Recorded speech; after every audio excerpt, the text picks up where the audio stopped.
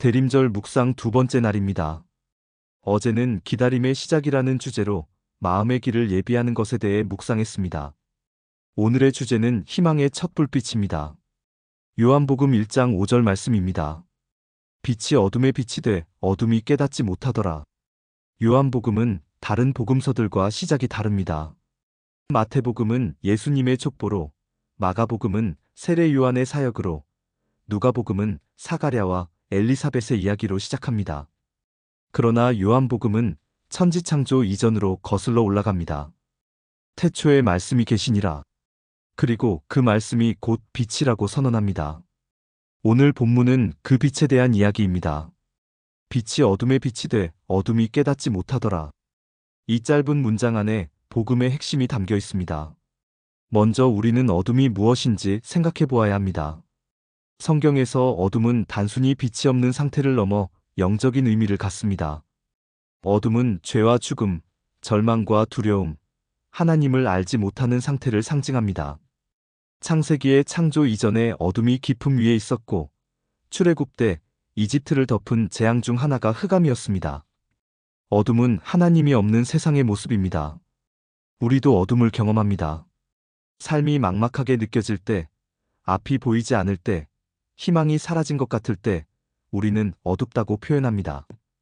관계가 깨어졌을 때, 건강을 잃었을 때, 사랑하는 사람을 떠나보냈을 때 어둠이 찾아옵니다. 때로는 이유도 모른 채 마음이 무겁고 우울한 어둠을 경험하기도 합니다. 그런데 오늘 말씀은 놀라운 사실을 알려줍니다. 빛이 어둠에 비친다는 것입니다. 여기서 중요한 것은 빛이 어둠을 피하지 않았다는 점입니다. 빛은 어둠이 없는 곳에만 머무르지 않았습니다. 빛은 어둠 한가운데로 들어갔습니다. 어둠이 가장 짙은 곳, 가장 깊은 곳, 가장 절망적인 곳으로 빛이 비추었습니다. 이것이 바로 크리스마스의 의미입니다. 예수님은 빛으로 이 세상에 오셨습니다.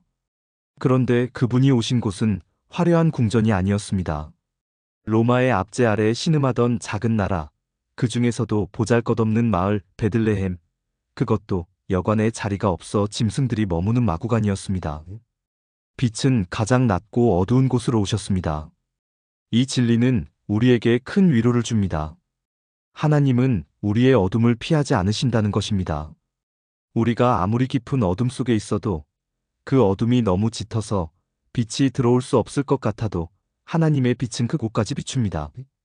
당신의 상황이 아무리 절망적이어도, 당신의 마음이 아무리 어두워도 그 빛은 당신에게까지 닿습니다.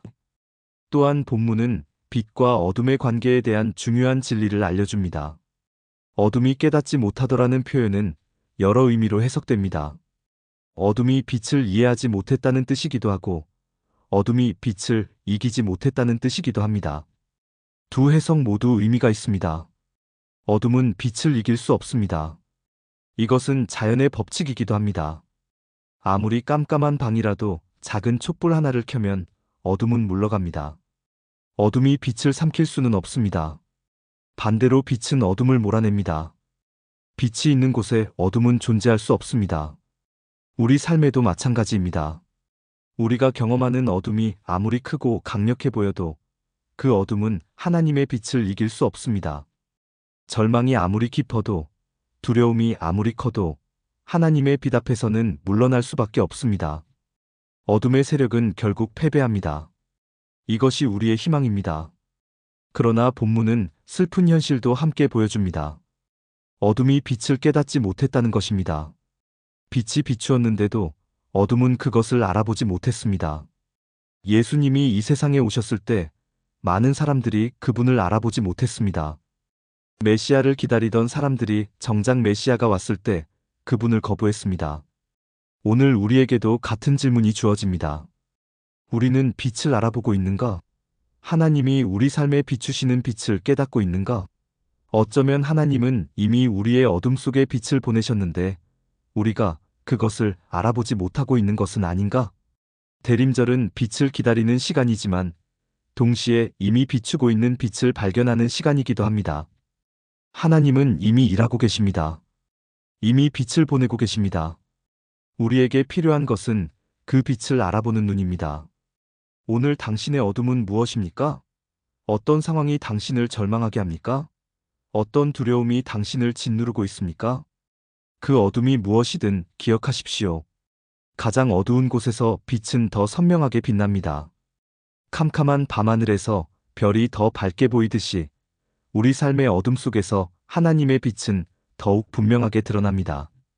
대림절의 두 번째 날, 희망의 첫 불빛을 바라보십시오. 그 빛은 당신의 어둠 속에도 비추고 있습니다. 기도드리겠습니다. 빛 되신 하나님, 대림절 둘째 날 주님 앞에 나아옵니다.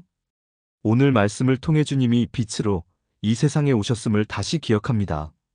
어둠을 피하지 않으시고 어둠 한가운데로 들어오신 주님의 사랑에 감사드립니다. 가장 낮은 곳, 가장 어두운 곳으로 오신 그 겸손에 감사드립니다. 주님, 제 삶에도 어둠이 있습니다. 솔직히 고백합니다. 때로는 앞이 보이지 않습니다. 어디로 가야 할지, 무엇을 해야 할지 막막할 때가 있습니다. 관계 속에서 상처받고, 일 속에서 지치고, 삶의 무게에 눌려 어둠 속에 있는 것 같은 날들이 있습니다.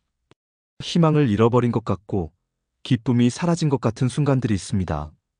그 어둠 속에서 주님의 빛을 구합니다. 제 어둠이 아무리 깊어도 주님의 빛이 비출 수 있음을 믿습니다. 제 상황이 아무리 절망적이어도 그 빛이 닿을 수 있음을 믿습니다. 어둠이 빛을 이긴 적이 없고 앞으로도 이기지 못할 것임을 믿습니다. 이 믿음 위에 서게 하소서. 주님, 제 어둠을 밝혀주세요. 마음의 어둠을 밝혀주세요. 두려움으로 가득한 곳에 주님의 빛을 비춰주세요. 걱정으로 짓눌린 곳에 평안의 빛을 보내주세요. 상처로 아픈 곳에 치유의 빛을 부어주세요. 절망으로 무너진 곳에 희망의 빛을 세워주세요. 또한 제가 빛을 알아볼 수 있게 해주세요. 주님이 이미 제 삶에 보내신 빛들을 깨닫게 해주세요. 어쩌면 저는 빛을 찾는다고 하면서 정작 비추고 있는 빛을 보지 못하고 있는지도 모릅니다. 제 기대와 다른 방식으로 오시는 주님을 알아보지 못하고 있는지도 모릅니다. 눈을 열어주세요. 마음을 열어주세요. 주님의 빛을 발견하고 그 빛을 붙잡게 해주세요. 이 대림절 기간 동안 저도 빛을 전하는 사람이 되게 해주세요. 주님의 빛을 받은 자로서 주변의 어둠을 밝히는 작은 빛이 되게 해주세요. 절망하는 이에게 희망을, 슬퍼하는 이에게 위로를, 두려워하는 이에게 용기를 전하게 해주세요. 제 삶을 통해 주님의 빛이 비추게 하소서. 가장 어두운 곳에서 빛이 더 선명해진다는 진리를 붙잡습니다. 제 어둠이 깊을수록 주님의 빛이 더 밝게 드러날 것을 믿습니다. 이 어둠의 시간이 오히려 주님의 빛을 더 깊이 경험하는 시간이 되게 하소서. 희망의 빛 되신 주님, 제 어둠을 밝히소서. 예수님의 이름으로 기도합니다. 아멘. 오늘 하루 이 진리를 기억하며 지내보세요. 가장 어두운 곳에서 빛이 더 선명해진다. 내일은 하늘의 위로라는 주제로 이어집니다. 평안한 하루 되세요.